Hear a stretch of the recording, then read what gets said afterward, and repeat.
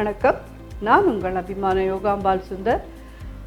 இன்றைக்கி என்ன பார்க்க போகிறோம் அப்படின்னு சொல்லி கேட்டீங்கன்னா, நம்ம முன்னாடியே அரைப்புளி குழம்பு பண்ணுறதே சொன்னேன், இருப்புளி குழம்புன்னு ஒன்று உண்டு அப்படின்னு சொல்லிட்டு அந்த இருப்புளி குழம்பு தான் பண்ண போகிறோம். இருப்புளி குழம்பு அப்படின்னா என்னன்னு கேட்டீங்கன்னா, புளியும் உண்டு தயிரும் உண்டு, ரெண்டும் சேர்த்து கலந்து பண்ணுற குழம்புக்கு பேர் இருப்புளி குழம்புன்னு பேர். இதெல்லாம் பழைய 4 டிஷ்ஷு. இப்போது எத்தனை பேருக்கு இதெல்லாம் தெரியும்னு தெரியல. ஸோ நம்ம இப்போ இது எப்படி பண்ணுறதுன்னு பார்க்கலாம். இதுக்கு நீங்கள் தேங்காய் எண்ணெய் யூஸ் பண்ணால் தான் நல்லாயிருக்கும். ஸோ இதுக்கு முதல்ல வறுத்துக்க வேண்டிய சில சமாச்சாரம் இருக்குது, எல்லாம் வறுத்துடலாம்.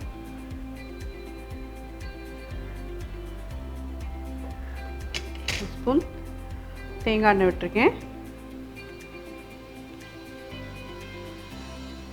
1/4 ஸ்பூன் வெந்தயம் போடுறேன். உங்களுக்கு இதுக்கு எவ்வளோ காரம் வேணுமோ அவ்வளோ மிளகா வத்தல்.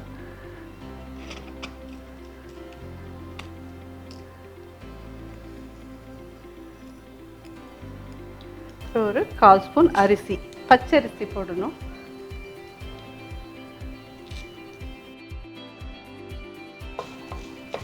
இந்த அரிசியில் அந்த மாதிரி கொஞ்சம் பொரிஞ்சா மாதிரி தெரியும். அந்த ஸ்டேஜில் இதில் தேங்காய் ஆட் பண்ணலாம்.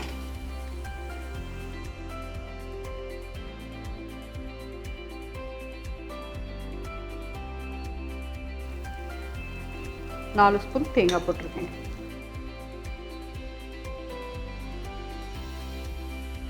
இது என்னென்னா வறுத்தாச்சு, ஆறுன விட்டு கொஞ்சம் நல்லா தண்ணி விட்டு பேஸ்ட் மாதிரி அரைச்சி எடுத்துன்னு வந்துடலாம்.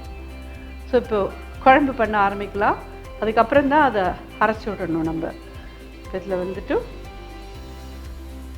நீங்கள் கடைசியாக வேணாலும் தாளித்து கொட்டிக்கலாம், முன்னாடியே வேணாலும் தாளித்து கொட்டிக்கலாம், இது உங்கள் சௌகரியம். ஒரு 2 ஸ்பூன் கிட்ட தேங்காய் எண்ணெய் விட்டுருக்கேன்.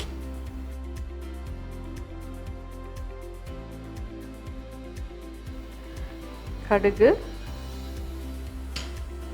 மிளகா வத்தல் 2 போடுறேன்.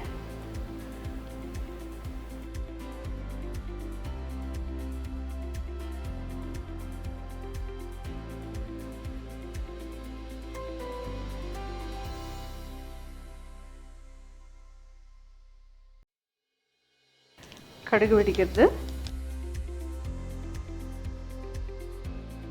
1/4 ஸ்பூன் பெருங்காயம்,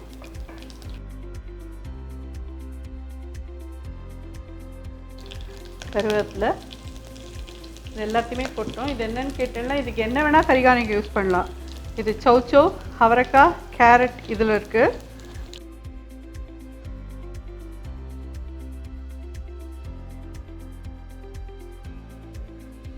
இல்லை வாழைக்காய், உருளைக்கிழங்கு.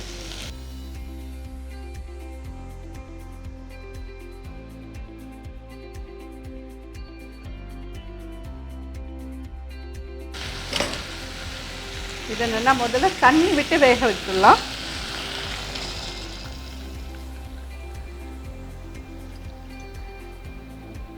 இந்த காய்க்கு தேவையான உப்பு போட்டுடலாம். ஸோ இது நல்லா வேகட்டும். அதுக்கப்புறமா புளி ஜலத்தை கெட்டியாக கரைச்சி வச்சுட்டு அதில் விட்டுடணும். ரொம்ப நாள் குழம்புக்கெல்லாம் விடுற மாதிரி நிறையா விட்டோன்னா அப்புறம் குழம்பு ரொம்ப நீர்க்க போயிடும். இது காய் வேகட்டும், கெட்டி புளிஜலை விடலாம். அதில் கரிகாலம் நல்லா வெந்திருக்கு. நம்ம இன்னும் கொஞ்சம் புளியை போட்டு வேறு அதில் விட கொதிக்க விடுவோம். சரியா? இதோட கூட முதல்ல திக்காக ஒரு எலுமிச்சம்பழம் சைஸ், ஏன்னா தயிர் வேற விட போகிறோம். தயிரும் புளிக்காத தயிர் தான், அதனால் இது வந்து ஒரு சின்ன எலுமிச்சம்பழம் சைஸ்க்கு கரைச்சி கெட்டியாக எடுத்து வச்சுருக்கேன். இதை இதில் விட்டுருவேன்.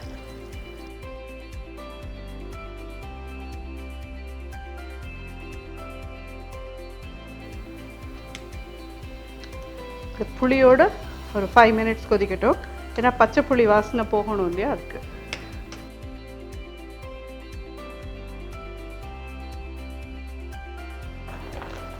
பார்த்தீங்கன்னா புளியோடையும் சேர்ந்து நல்லா கொதிச்சாச்சு. தயிர் எப்பயுமே கொஞ்சம் புளிப்பு இல்லாத தயிராக, அன்றைக்கி வரைக்கும் தயிராக பார்த்து எடுத்துட்டேன்னா நல்லாயிருக்கும் இந்த இருப்புளி குழம்புக்கு. இந்த அரைச்சி இந்த பேஸ்ட்டு இதில் ஆட் பண்ணிடலாம் ஃபஸ்ட்டு.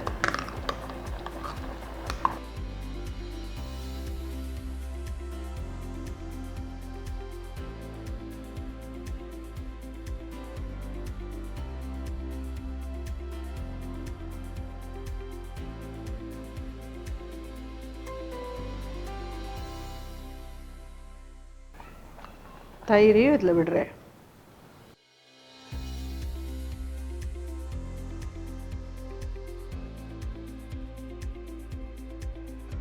எப்படி இருக்கு பார்த்தீங்களா?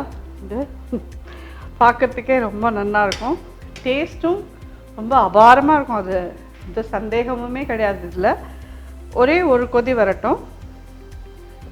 ஏன்னா நம்ம மோர் குழம்புக்கெலாம் எப்படி மோரை வந்து ரொம்ப கொதிக்க விட்டோன்னா திரிஞ்சு போயிடுமோ, அது மாதிரி இதுலேயும் போயிடும். ஜஸ்ட் ஒரு கொதி வந்ததும் அடைச்சிடலாம். உப்பு நான் இப்போ காய்க்கு மட்டும்தான் போட்டேன், குழம்புக்கு போடுறேன். இப்போ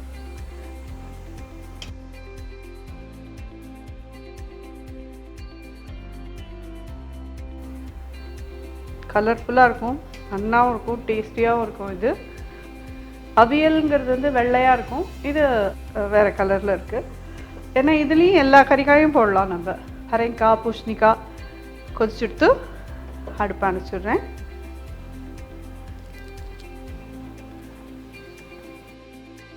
இரு புளி குழம்பு ரெடி ஆகிடுது. எல்லாருக்கும் இது உபயோகமாக இருக்கும்னு நினைக்கிறேன். பழைய நாள் டிஷ் இந்த இரு புளி குழம்பு. இது பண்ணி பார்த்துட்டு எப்படி இருந்ததுன்னு சொல்லி நிச்சயமாக உங்கள்கிட்ட இதெல்லாம் ஃபீட்பேக் எதிர்பார்க்குறேன். எல்லாரும் பண்ணி எனக்கு அந்த ஃபோட்டோவே அனுப்பணும்னு நான் எதிர்பார்க்குறேன். நீங்கள் அனுப்பிச்சேன்னா நான் என்னோடய கம்யூனிட்டி போஸ்ட்லேயும் போடுறேன். இவ்வளோ பேர் இதை பண்ணி டேஸ்ட் பண்ணி பார்த்துட்டு எனக்கு அனுப்பிச்சிருக்கா அப்படின்னு சொல்லிட்டு. எல்லாருக்கும் உபயோகமாக இருக்கும். நன்றி, வணக்கம்.